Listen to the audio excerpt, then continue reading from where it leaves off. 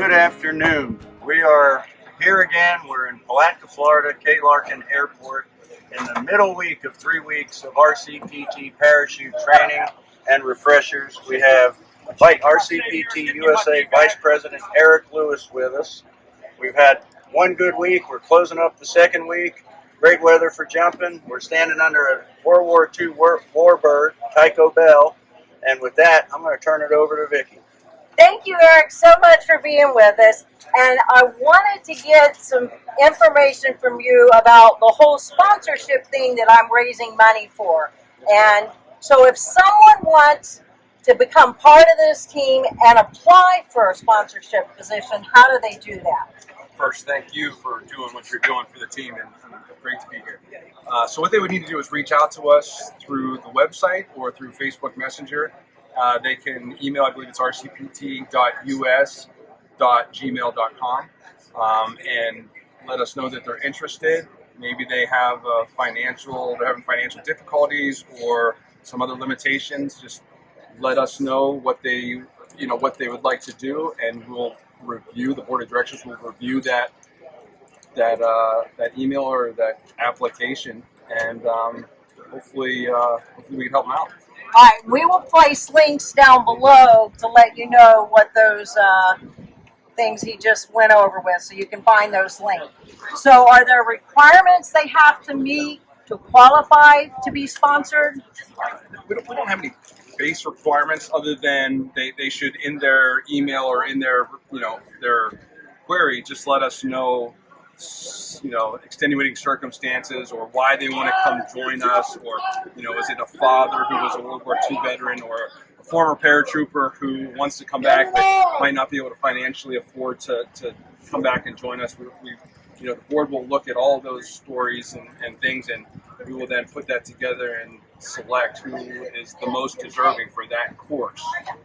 So if they're selected, what happens next? So we would reach back out to them, let them know, hey, congratulations, thank you for reaching out, and let them know what course that they were selected for, whether it's the March or the October training course, and then what to do from there, how to follow up in the process at that point.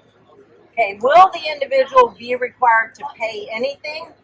So the team will cover, we have scholarship funds that we will use to cover their either basic parachuting course or the refresher course if they're former paratroopers. The travel and lodging is on the individual. Travel, lodging, and meals, but we do lunches down here for all students. We do dinners down at Skydive Palatka, which are provided by the team. So the meals are kind of almost a wash. But if there's real financial strain, maybe we can help out with some lodging or tent camping. We're willing to help as best we can for that individual. So just real quickly, if somebody attends our jump school, what is it they do to earn their wings? So let me go back and first say that the requirements, the other requirements are you have to be less than 65 years old, less than 240 pounds, and physically fit enough to, get through the course. And we'll do a telephone call to go over all those things. But if you're not under the age of 65 or under 240 pounds, this probably isn't the place for you. And we're still would love to have you come down and hang with us and socialize and join the team as a social member. But maybe the jumping part is the physical part, maybe not appropriate. So the question was, what can they expect? So if they're never jumped before, they will go through the basic parachuting course.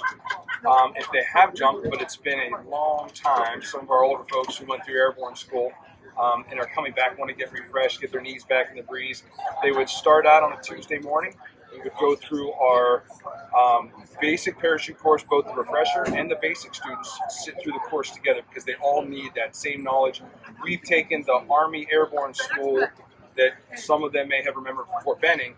We've taken all the highlights and all the safety features out of that are specifically associated with jumping out of an airplane, flying a canopy, flying a parachute, and landing safely. Safety is the paramount.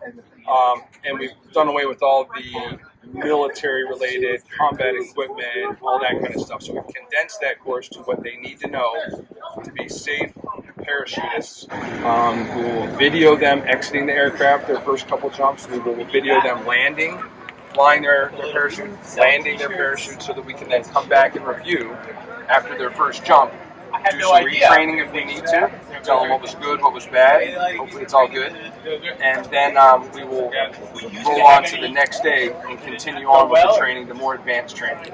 So the basic parachute course students, they will get a total of 5 jumps over that 3 to 4 days. And then the refresher students, since they've already been airborne qualified at some point in time, they'll do 2 jumps with us, as long as they feel comfortable that they know what's going on and they're back in the saddle and doing everything appropriately. Sounds fantastic. And the last thing I might say is, if you know somebody who would really love to do this but can't afford it, talk to them and give them this info so they can apply, because we're looking for those people. So we need help to find the ones who really need it.